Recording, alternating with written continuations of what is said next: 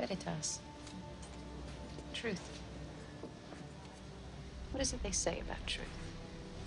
The truth will set you free. Veritas vos liberabit. The truth will set you free, which is the motto of the Johns Hopkins University. And in case you're not aware of what Johns Hopkins University is all about, it is a multi-billion-dollar operation that is a privately owned research university. It is an academic institution of science, medical engineering, research, and development. In other words, it deals with mind control. And believe me, if they have figured out how to use the brain to control an arm, then they can certainly figure out how to use the brain to control the person. Flow. Open. The mind control prosthetics was funded for the Johns Hopkins University, which came from DARPA, or the United States Department of Defense, which of course is related to James Holmes' father, Robert Holmes, who once worked for the company HNC. Robert Holmes is now a senior lead analyst or scientist at the FICO credit score company. He specializes in neural networks and AI research, or artificial intelligence of computers. And Robert Holmes was reported to make algorithms that was used to discover bank fraud, which is why he was going to testify for the U.S. Senate against the Libor banking fraud scandal, the largest in history. So the Johns Hopkins University, as well as DARPA, are also involved with the Salk Institute for Biological Studies, where they do quality and quantity research of the world's food supply, as well as molecular biology and genetics, stem cell research, as well as the neurosciences like brain research, metabolic research, and of course, computational and theoretical biology. And as a matter of fact, James Holmes actually worked as an intern at the Salk Institute. And James Holmes' specialty was computational neurobiology. Well, the lab I work in is the Computational Neurobiology Lab, or CNL for short. Everybody who works in CNL does programming of some sort. One division of the lab called M-Cell does mathematical models of the cell, such as that picture there. There's also computer simulations of hippocampal functions and neural network firings. My mentor, John Jacobson, who works in CNL, is a philosophical type of guy. He's interested in how we perceive reality, specifically grapheme perception. And graphemes are basically just letters of the alphabet. And he wants to know how graphemes are mediated in spatial frequency channels. He also studies subjective experience, which is what takes place inside the mind, as opposed to the external world. I've carried on his work in dealing with subjective experience. Images and code can be placed in the frames to make the movie do things. And my main task was to write code.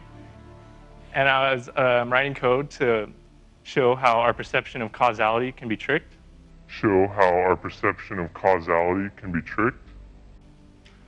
And a major way humans learn is through action and effect relationships.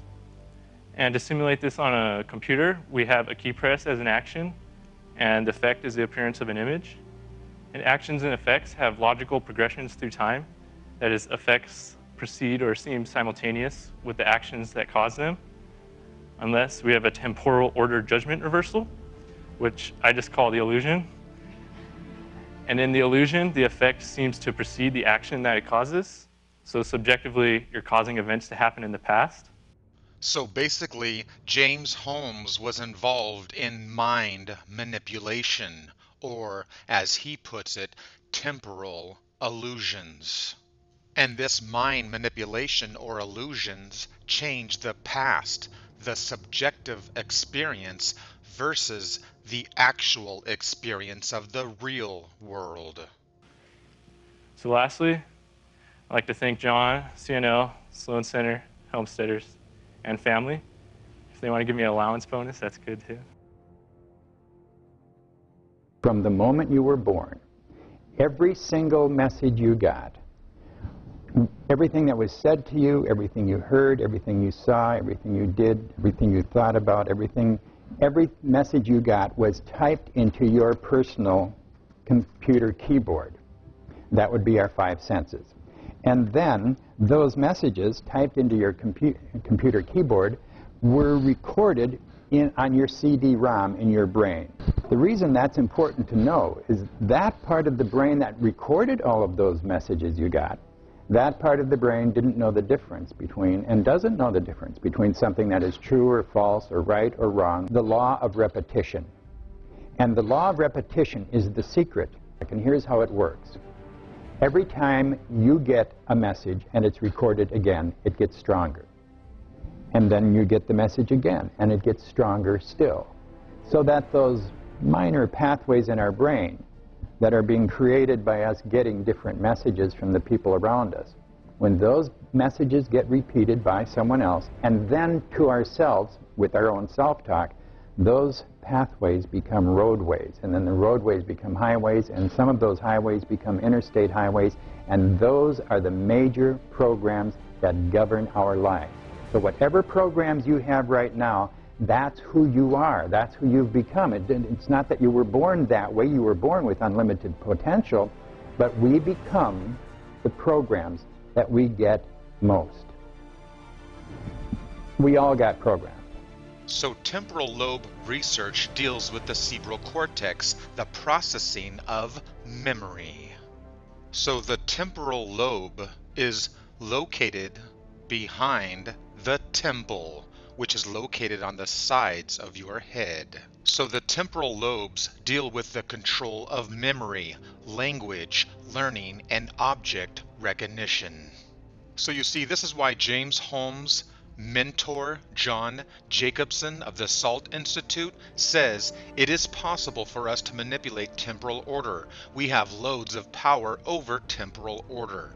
If events happen in the order of A and B, a good psychophysicist can have the subject experience it as B and A. This is routine. So mind control is not a theory. It is a provable fact of reality.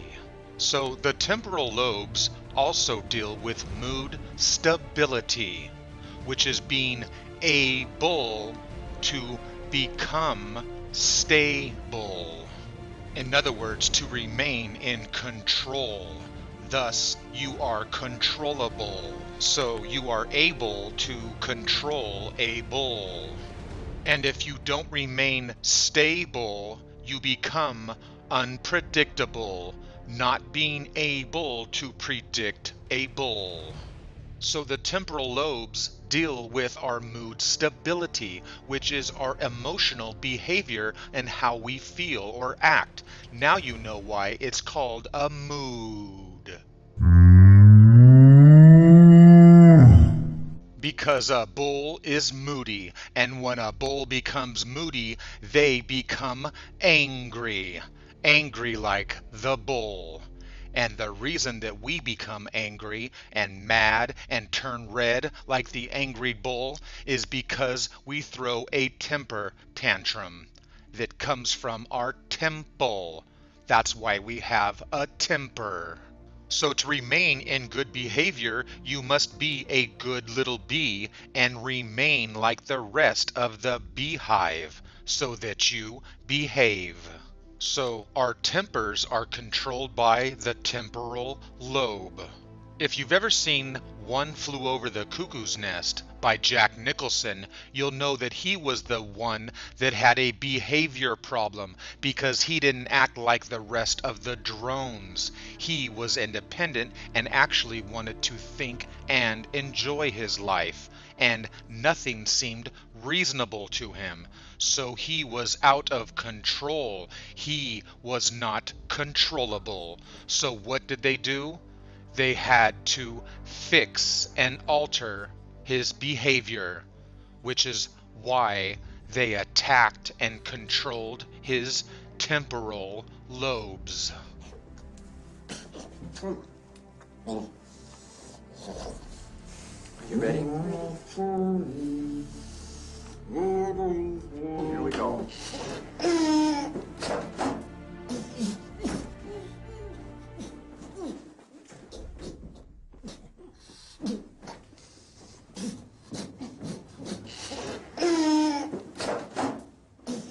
So One Flew Over the Cuckoo's Nest is in reference to a free bird that is now captive inside of a cage, a bird cage. This is another concept of the Illuminati mind control. So this is exactly why you will see all of the Illuminati symbolism of the bird cage. So this is exactly why you will find the Illuminati symbolism of the birdcage from cartoons, Hollywood movie productions, and of course, music videos. And this is just a small sample, so keep your eye out for the Illuminati birdcage, the captive free bird that is no longer free, but is controlled. Did you ever see the remake of The Wicker Man by Nicolas Cage, where they try to control his beehive or behavior, which is why they put a cage around his head and pour bees inside? And that's what a wicker man is. It is a cage, a lattice, a prison for the sacrificed one to be caged inside of and to be burnt and sacrificed. Exactly like the mind control of the World Trade Center September 11th attacks, where all of the little birds or the people were trapped inside of the cage or the tower, which was used to implement and control the free little birds or the bees and make sure that they remain caged in the mind. So now when you watch Hollywood movies and you watch music videos, you'll know exactly the true meaning of the birdcage. Which is exactly why you'll find the birdcage in Batman movies. So James Holmes was involved in mind control and mind manipulation, temporal order illusions. And he is traced all the way back to the Department of Defense. I work for the Central Intelligence Agency on the MK Ultra program. Are you familiar with it? It was mind control. Manchurian candidate kind of stuff. So the question is, was James Holmes a Manchurian candidate? Which is a Hollywood movie about how the elite can use mind control and mind manipulation to get them to do whatever they want. And they triggered the reversal of the temporal order illusion in the Manchurian candidate, or the one who is mind controlled, with a phone call. And eyewitnesses to the James Holmes massacre during The Dark Knight Rises clearly state that James Holmes received a phone call. In the Manchurian Candidate film, you'll notice the orange and the purple. Somebody put an implant inside me, and I got a good feeling they put one in you too. You need to get help, Ben. I'm not crazy, Shaw. And once again, it's about the crazy guy who actually knows the truth. And you'll notice how they manipulate the temporal order.